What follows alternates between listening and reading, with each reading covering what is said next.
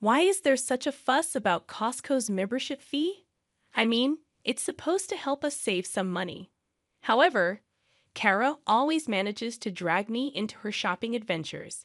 She only thinks about what's convenient for her, and despite my numerous refusals, she just won't take no for an answer. In fact, she even tried to set a date without my agreement. So when are we doing this? My husband chimed in, completely siding with Kara. I was shocked by his response. What are you thinking? It's Kara we're talking about. She's definitely going to make us pay again. Well, I plan on giving her a taste of her own medicine, Ronald said, hinting at some sort of plan to deal with Kara's antics, but only if she continued her selfish behavior. I decided to go along with my husband's scheme. By the way, my name is Lahi, and my child started kindergarten this year. I've been quite busy with his education and socializing with other parents in the neighborhood. Fortunately, most of the other moms are very kind and have helped me with various things like advice about my child and parent-to-parent consultations.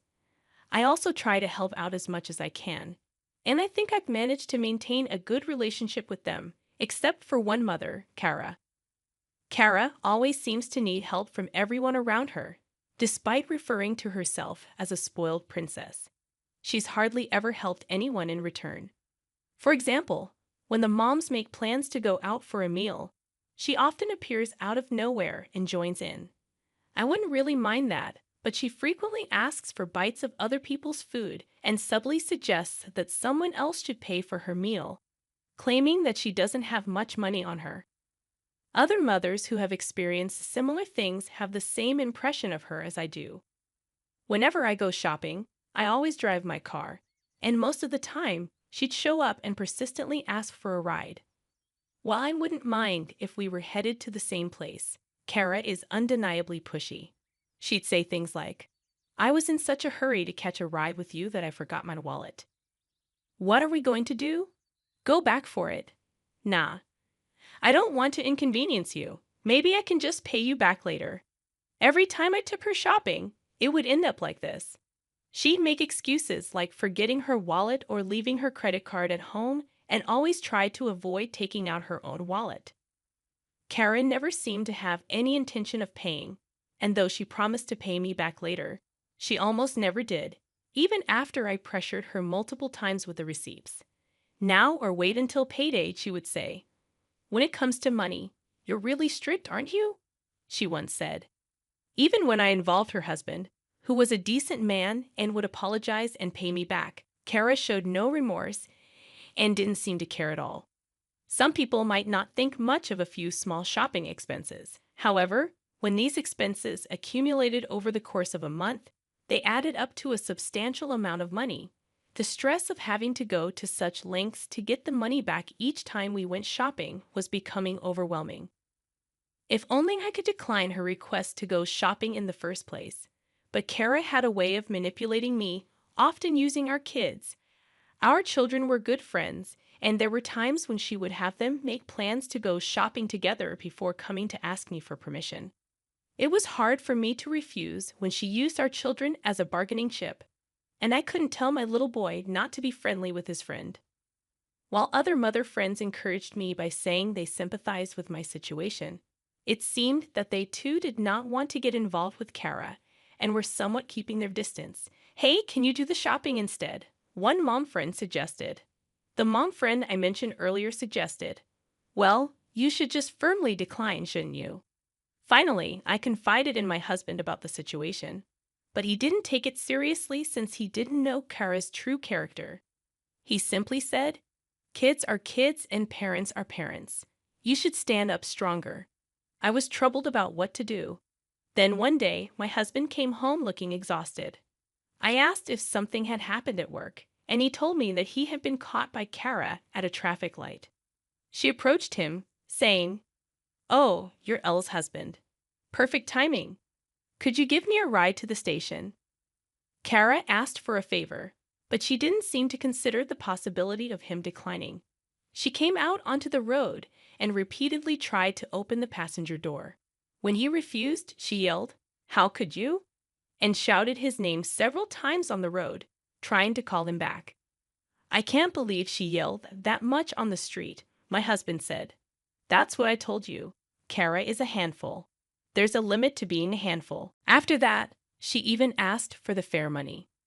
My husband tried to shake her off, but due to the traffic lights on his commute, he had a hard time. After dropping her off, he wondered where she was going, to the station without enough money to buy a ticket.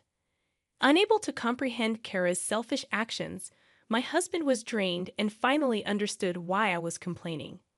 "What is she thinking, really?" he said. "That's why I wanted you to go shopping with her instead of me. I bet she's just as insistent with me."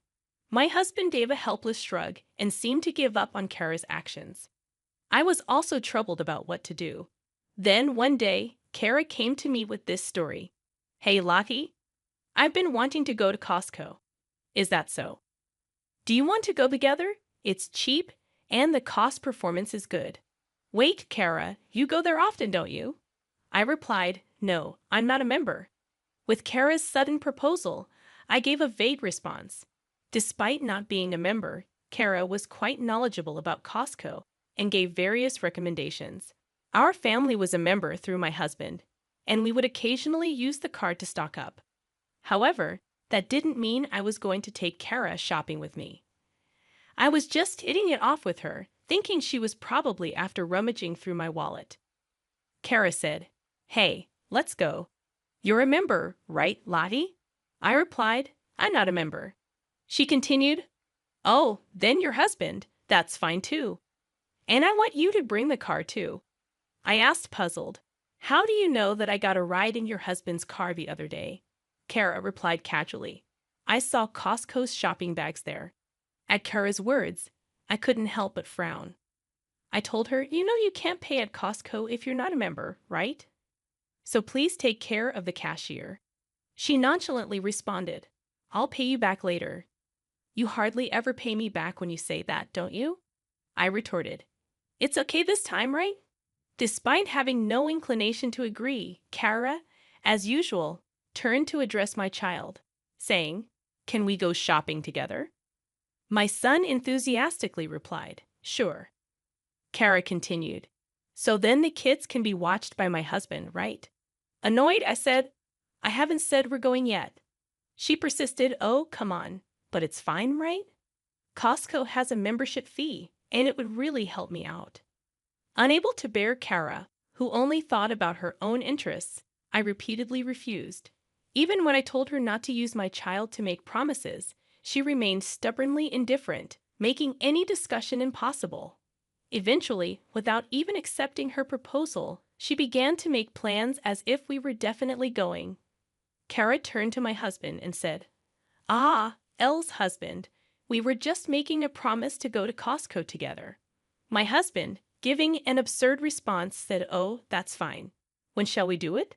I couldn't believe my ears. Kara happily rushed to my husband and quickly secured a promise to go to Costco the following weekend. After Kara left, I poked my husband's back and couldn't help but complain. "Hey, what are you thinking? That's Kara we're talking about." He replied, "I know, but she said she'd bring her own money, didn't she?" "That's definitely a lie. We're bound to get stuck with the bill." At that moment, I planned to give her a taste of her own medicine. It seemed that Ronald had some idea about how to handle Kara's actions. Despite my concerns, I couldn't help but laugh when I heard his strategy. While it seemed like an outrageous payback, it only applied if Kara behaved as brazenly as usual. Additionally, if this occasion led Kara to avoid getting involved with us, it might turn out to be a good thing. So, I decided to go along with my husband's plan. Finally, the day to go to Costco arrived. Kara, in a good mood since morning, naturally got into our car. She asked if I had forgotten anything, and I couldn't help but retort, "Do you have your wallet? It'd be a problem if you forgot it." Kara replied, "Aren't you the one who often forgets? No worries, no worries." I was irritated by Kara's words, but Ronald amiably responded to her. Usually, at this point, I would want to check by having her take out her wallet. But considering my husband's plan, I held back. Kara seemed well aware of Costco's system. probably knowing in advance that only those with a membership card could make payments if she shopped there. Inevitably, Ronald would have to pay, and then she could push the payment onto us as usual. If she claimed she forgot her wallet, she wouldn't have to pay anything, which is probably what she was thinking. Kara's intentions were obvious, and Ronald seemed to understand them well. Kara, in high spirits, arrived at the store and swiftly started to fill the cart with such a vast selection that it was a challenge to make choices. She happily piled items into her cart as she roamed the store. When I suggested that we keep our carts separate to avoid confusion with our purchases, she adjusted her cart and continued loading it without any hesitation. Ronald slightly whispered in my ear, pointing out how Kara was mindlessly adding items to her cart without even glancing at the price tags. I couldn't help but chuckle. It appeared that Kara, as usual, wasn't considering that she'd be the one footing the bill, and I decided to play along with Ronald's plan. Kara asked, "Isn't this fun?" I replied, "Wait, Lahi, is that all you're buying?" I said, "Yes, I still have some supplies at home, and I can always come back, right?" Kara replied, "Oh, I see. Make sure to invite me next time." Although I hadn't exactly invited her this time, I held my tongue. We queued up at the farthest checkout line, watching Ronald pull out his wallet while glancing at the crowded checkout. Kara opened her bag, and as I had predicted, she began searching through her small bag and looked puzzled. "Oh, I'm sorry. It seems I've forgotten my wallet," Kara said. I reminded her, "You said it was okay in the car, didn't you?" Kara apologized. "I'm sorry. Okay, can I pay you back some other time?" Kara's cart had significantly more items than ours. It seemed like she intended to purchase around $200 to $300 worth of goods, but she had shown no signs of concern about the amount of money in her wallet. Considering she didn't say anything when we got home, today she probably had absolutely no intention of contributing any money. Ronald and I exchanged glances. "Oh, right. Sorry, I need to take this call from my folks," I said. I left my cart with Ronald and stepped out of the line. I hid behind the nearby shelves, secretly observing their interactions. Kara seemed to be chatting with Ronald without a care in the world. "It's a shame you bought so much but forgot your wallet. It's really a bummer, but I'm lucky to have a friend who can cover for me," Kara said. Ronald replied, "Oh, I forgot to buy something. Can you hold my place in line while I go get it?" Kara reluctantly agreed. Fine," I hurried back, "okay." As Kara waited for Ronald, he also left the line. It was a Sunday morning, one of the busiest times at Costco. As soon as Kara turned to face the cashier, she was engulfed in the crowd. Now, what would she do with a cart that full? She couldn't really claim that she wasn't buying anything, could she? Saying that, we exchanged glances and shared a sly smile, hidden behind the store shelves. We walked around the back of the shelves and queued up at the farthest checkout line on the opposite side. From there, we observed Kara, who appeared to be waiting for us while slowly giving up her place in line. On the bustling Sunday morning, filled with people eager to grab lunch, Kara, seemingly unaware of our position far away, stood in line. We paid for our purchases and left the store ahead of her. Inside the car, we waited for a while, and I checked my phone to reveal the prank. There was a message from Kara that read, "Hey, still not back. Come on, don't keep me waiting like this." I couldn't believe she could stand in line that long without her wallet. Ronald suggested, "Why don't we just tell her the truth and ask her to come back to the car?" I agreed with the idea.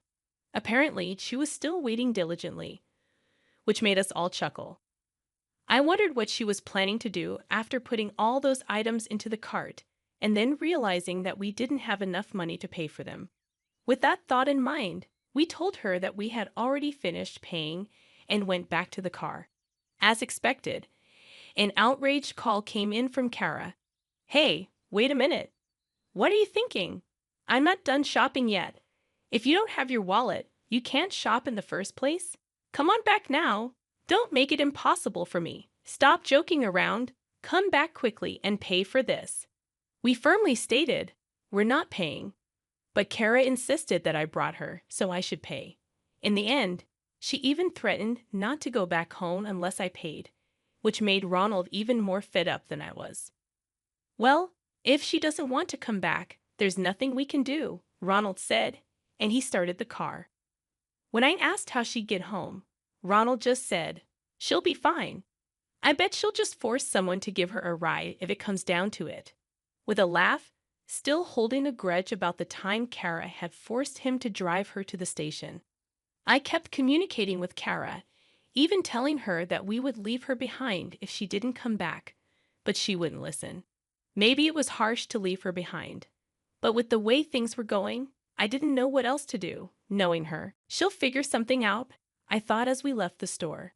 The next day, Kara managed to get home by herself, taking the bus.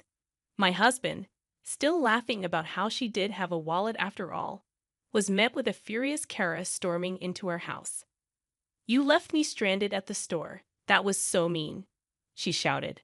I replied, "Well, it's your fault for going shopping without bringing any money." Kara continued, "So you just left me. That's the worst.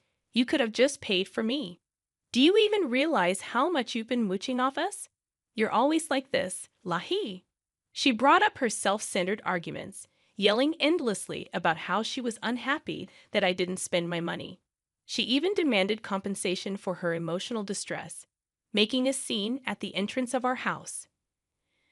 "What's going on here with all the shouting?" Catherine, a mom friend passing by, asked. Kara gave a smirky smile the moment she saw her. She must have wanted to spread the word about how awful I was through Catherine. "Lottie promised to take me shopping, and then she left me," Kara claimed. Catherine responded, "Oh, you mean you pressured her into making a promise, right?" Kara insisted, No, it's not like that. Lahi said she'd take me. There's no way she'd invite someone who's always forgetting her wallet and relying on others to pay for her," Catherine remarked, exposing the truth behind Kara's claims. Kara, who had thrown a tantrum trying to get me to pay for her again, was left speechless. I had anticipated that Kara might spread some rumors, so I had already discussed yesterday's events with Catherine under the pretense of seeking advice. On the flip side, Kara, who was lectured by Catherine, left with a bright red face. Catherine, while encouraging me and acknowledging it was a tough break, seemed a little amused. I was sure she would share the story of Kara's misdeeds with others in the neighborhood. After that, Kara couldn't even correct the truth, and thanks to Catherine, her actions quickly became common knowledge throughout the neighborhood. Kara tried to make allies, but she ended up spreading unnecessary rumors herself. It seemed like no one was willing to support her. On the contrary, many people told her that she got what she deserved and started distancing themselves from her even more. Kara, however, continued to blame me, as she always did. After a while, it seemed she was severely scolded by her husband. Now she would start running away as soon as she saw me, since the people who were fed up with Kara's actions started to praise me for doing a good job. I'd like to think that this issue is settled because of Kara's constant annoyance. I was distanced from many people. However, this incident has brought us closer. We started going shopping together. But of course, we each paid for our own things, and we've built a balanced relationship of give and take.